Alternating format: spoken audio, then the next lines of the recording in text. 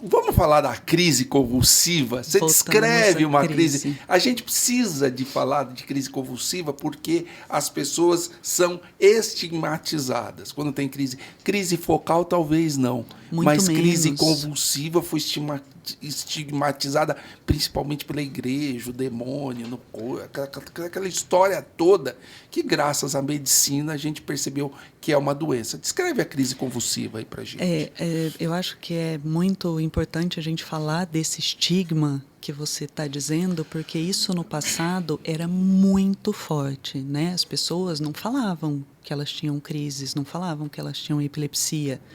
E hoje isso melhorou muito Na com época que o a sacerdote medicina. era o médico. Pois é, mas atualmente a gente ainda tem, viu, Marcelo, um estigma, um preconceito de pessoas com epilepsia.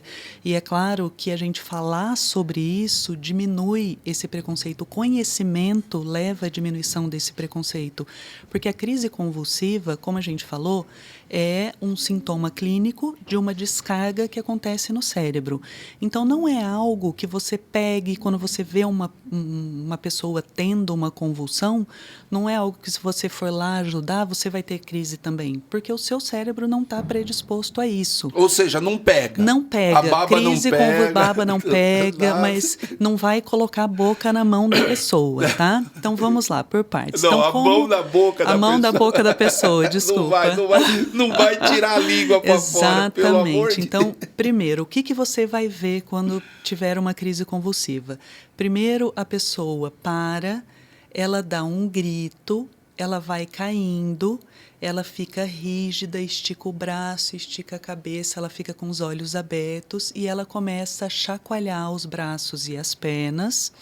E ela pode ter uma salivação importante, uma baba importante, e ela pode urinar, defecar durante a crise.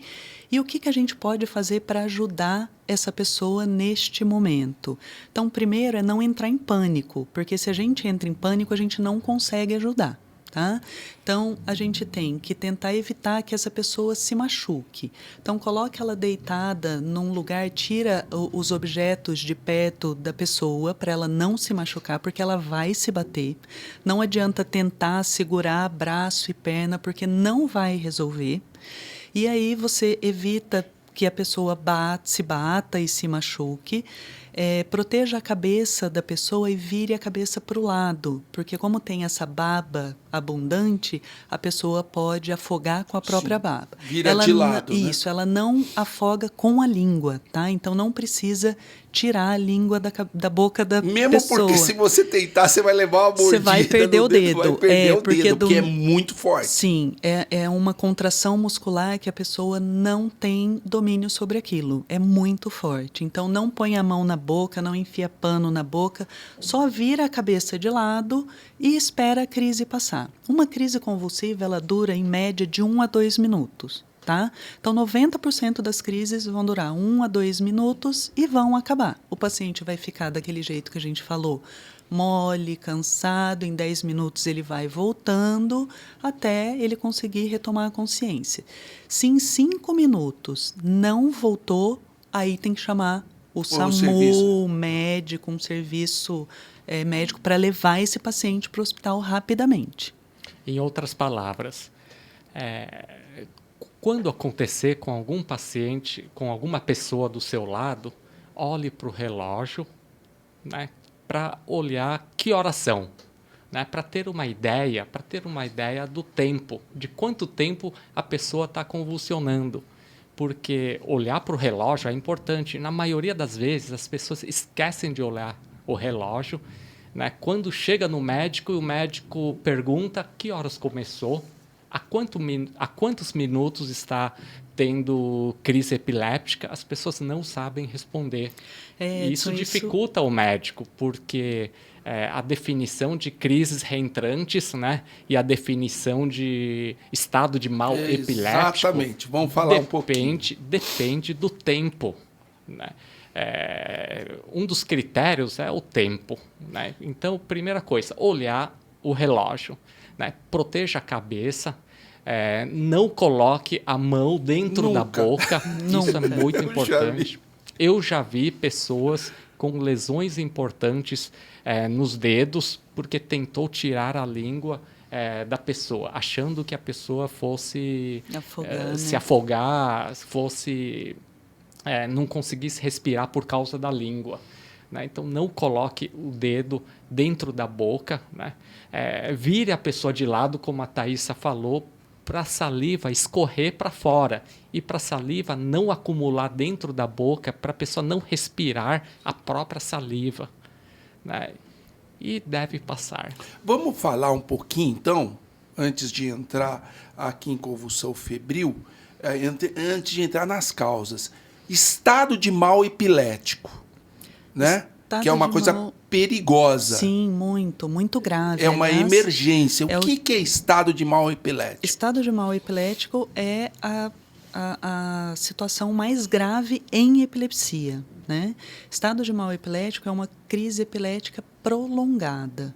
Uma crise que dura mais de 30 minutos, a gente considera estado de mal epilético. Tá? Então, uma pessoa que está convulsionando por 30 minutos, ela está em estado de mal epilético. E por que isso é importante a gente saber? Porque se ela convulsionar por 30 minutos ou mais tempo, ela vai ter lesões que vão ficar no cérebro para sempre. Então, a gente não pode deixar essa pessoa... Por esgotamento de neurotransmissor, até do corpo, né? De tudo. Sim, tudo, do cérebro, ela dos pode neurotransmissores. Ter esgotamento muscular, começa a ter liberação lesão. De citocinas. E, além disso, quanto mais tempo a pessoa ficar convulsionando, mais difícil o controle das crises. Porque aí vai tendo uma modificação dos neurotransmissores, dos receptores, e aí os medicamentos que faziam efeito no início da crise passam a não funcionar mais. Então, a gente começa dando esses medicamentos. Se a crise não para, a gente chega a dar anestesia, os medicamentos anestésicos para esse cérebro acalmar e parar com essa descarga elétrica contínua, que é o estado de mal epilético. Além do critério temporal que a Thaisa falou, que é o critério de ficar meia hora, acima de meia hora convulsionando sem parar, né? Um outro critério é crises epilépticas, né? E sem a pessoa recuperar a consciência, a pessoa já entra numa outra crise. Exatamente. Então, você viu uma crise, aí ela está lá e daqui a pouco ela tem outra crise. São crises recorrentes, repetidas. Né? Então, ela tem uma crise, não melhora. Tem outra crise, não melhora. Tem outra crise. Deu meia hora, a gente fecha para estado de mal epilético. Tá. Só que vocês lembram que eu falei... E aí é pronto-socorro, né? Sim, mas vocês lembram que eu falei que se a convulsão durar 5 minutos, já tem que ir para o hospital? Porque a gente não vai ficar esperando meia hora para tratar o paciente. Sim. Porque a gente já sabe que uma convulsão dura de 1 a 2 minutos. Se ela durou 5 minutos, tem alguma coisa errada ali. Então, você já tem que começar a tratar com 5 minutos de duração. Você já começa a dar o remédio o mais rápido possível para não virar o estado de mal epilético. Quer dizer, se essa pessoa ficar ali se batendo mais de 2 minutos, chama o SAMU e já manda para o hospital. Sim. E por isso que quem está com o paciente precisa olhar para o relógio. Mesmo quem for epilético, mesmo quem for epilético, mesmo quem toma remédio, passou de 5 minutos, uma crise mais prolongada. Sim, e Edson, isso é muito importante que você falou de olhar no relógio, porque assim, 2 minutos parece que é uma coisa que passa no estalar de dedos, né? Mas quando você está vendo uma convulsão, 2 minutos, gente, parece coisa, uma eternidade. Os acompanhantes dos pacientes chegam falando assim, doutora, parece que durou 20 minutos a crise. Aí eu falo assim, 20 minutos? Mas espera um pouquinho, quanto tempo que você demora da sua casa para cá?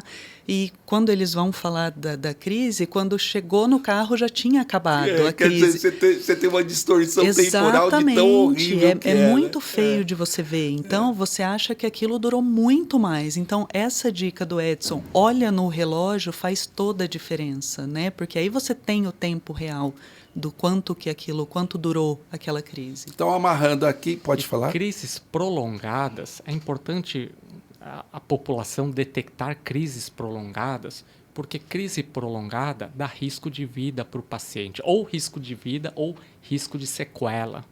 E em situação de crise prolongada, nós devemos descartar várias causas, inclusive sangramento cerebral. Por isso da importância de quantificar o tempo e verificar se a pessoa acorda completamente ou não. Exatamente, mesmo porque não é só a crise, né? Muitas vezes, Edson, o paciente tem uma convulsão e depois ele não acorda. Se ele não acordar em 30 minutos ou no máximo 1 hora, tem que levar esse paciente para o hospital também. Porque ele pode estar tendo uma crise não convulsiva, que a gente chama. Vamos lá. Como eu falei... Que é estado de mal epiléptico não convulsivo. O que é isso? É a crise, o organismo ele para de se bater porque entra em esgotamento, mas o cérebro continua em crise. Então, aquela descarga exacerbada normal, ela continua. Olha mas só, a né? pessoa para de se bater. E a gente só consegue fazer esse diagnóstico com o eletroencefalo. Com eletro. Ou então, seja, o indivíduo teve uma crise convulsiva, ele não acorda em 40 minutos, 1 hora. Tem que ir para o hospital. Porque ele pode estar tendo a crise não convulsiva. Ele pode continuar com a crise, o cérebro continua em crise, mas o corpo não.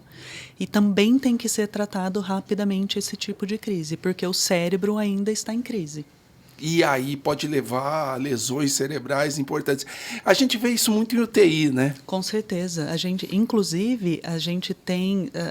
por muito tempo, nas UTIs, o paciente ficava com eletrocardiograma contínuo, com monitor de pressão contínuo, com monitor de oxímetro contínuo, mas não ficava com eletroencefalo contínuo.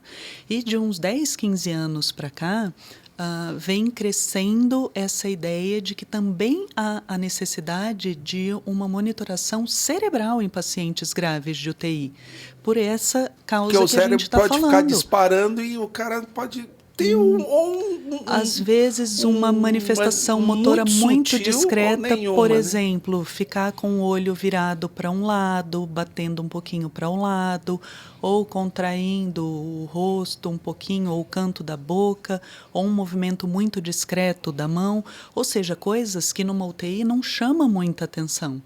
Então, o eletro ele é de extrema importância nesses... Mesmo porque a maioria dos pacientes estão sedados, em coma. Sim, e tal, mas coma é uma causa de epilepsia. Estado de mal não convulsivo é uma causa de coma. Às vezes não acorda, você está pensando que é outra coisa e o paciente está tendo crise. Então, nesses pacientes críticos, o eletroencefalo é muito importante. Bom, isso significa que, para orientar a população, quando... diante de uma crise epiléptica, quando é que devemos levar para o hospital? Né? A melhor resposta seria uma crise convulsiva, né? Uma crise epiléptica, tônico-clônica generalizada. Aquele que fica se batendo, isso, né? Que é a convulsão propriamente dita, ela dura 1 a 2 minutos. Né? Se durar mais do que isso, é bom ir para o hospital, precisa ir para o hospital. Segunda coisa, se não acordar, né, em meia hora, 1 hora, tem alguma coisa errada, tem que levar para o hospital. E outra situação, primeira crise, nunca teve nada e teve crise, tem que investigar. Tem que ir para o hospital. Tem que ir para o hospital também. Tem que ir para o hospital. Então, nunca teve nada e teve a primeira crise, tem que ir para o hospital. Quando que poderia não ir para o hospital? Aqueles pacientes reconhecidamente epilépticos, em que os pais, a família já está acostumada de tempo em tempo ter uma crise e que acorda rápido. Aí, teoricamente, e que não bateu a cabeça forte. Ou seja, por exemplo, de repente, a pessoa pode ter tido uma crise, pode ter queda da própria altura, né, fazer um barulhão quando a cabeça bate no chão. Seria bom ir para o hospital também por causa do traumatismo crânioencefálico. Aliás, alcoólatra convulsionou. E aí?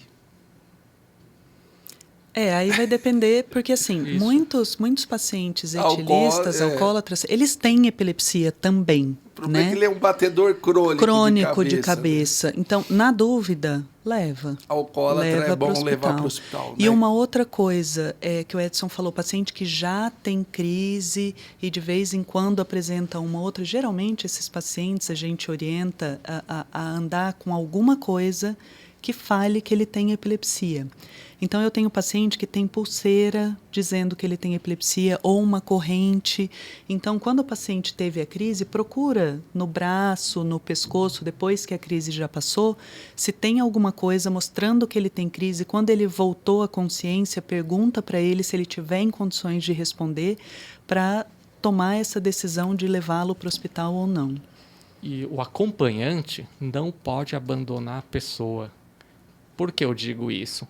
Porque quando a pessoa, depois de uma crise epiléptica, a pessoa acorda confusa. A pessoa pode sair correndo. Algumas pessoas saem correndo, podem ser atropeladas, né? Podem cair de altura. Então, nós não podemos abandonar a pessoa. Nós devemos orientar a população para ficar com a pessoa, né? Para que a pessoa retorne com segurança. Porque a pessoa que acaba, imagine uma descarga elétrica no cérebro, a pessoa acaba confusa, acorda confusa, né? Sonolento e confuso e desatento. Então a pessoa pode cair de altura, bom, então pode ser atropelado, cair numa piscina. Né? Vamos amarrar. Crise, passou de 2 minutos, hospital. Demorou de 30 a 40 minutos demorou 40 minutos a 1 hora para acordar. Hospital. Primeira crise. Primeira crise, hospital. Não enfia a mão na boca para tirar a língua de jeito nenhum. Vira de lado, espera, procure informações no paciente, na correntinha ou no colar, né? Presta atenção na duração. Presta atenção na duração da crise, olhar o relógio. E, importante, não é coisa do demônio, né? Principalmente. Não tem nada a ver, isso é uma doença como outra qualquer outra. Dá para tratar bonitinho e tal. Sim, e ter uma vida. Não estigmatiza normal. Essa pessoa nunca. Sim. Tá bom? As pessoas que têm epilepsia, né, eles muitas vezes são controladas com medicamento, né? A maior parte delas, né? Isso, a maior parte é controlada, passa pela rua, trabalha, tem uma vida digna e nós nem percebemos. De repente, pode ser o seu médico epiléptico.